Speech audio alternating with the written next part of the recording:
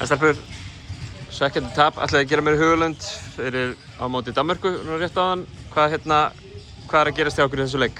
Okkur í tapið? Við vorum ekki eftir plani.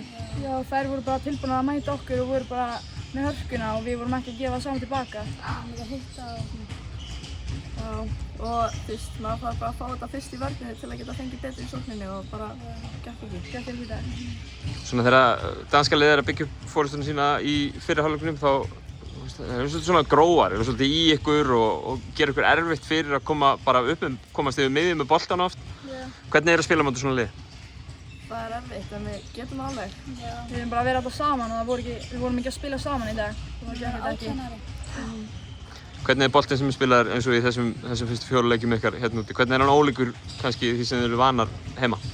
Þetta er náttúrulega bara 10 bestur úr öðrum löndum, eða 12. Þannig að það er kannski mismunandi.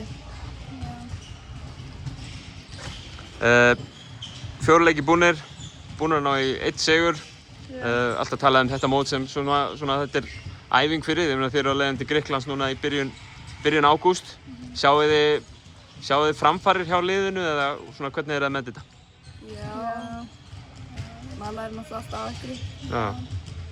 Hvernig fer liðið í Kirsikaljó í Finnlandi? Mjög vel. Já. Síðasti leikurinn á morgun á móti heimastúlkum í Finnlandi. Hvað vitum við finnska liðið? Það eru mjög sterkar og ákveðnar í þetta sem að gera. Búin að vinna alla sína leikið þegar við vorum mjög sterkar. Þannig að við þurfum bara að þetta var góð æfing fyrir þann leik. Við þurfum bara að gefa allt í þetta. Já. En við getum alveg með þetta.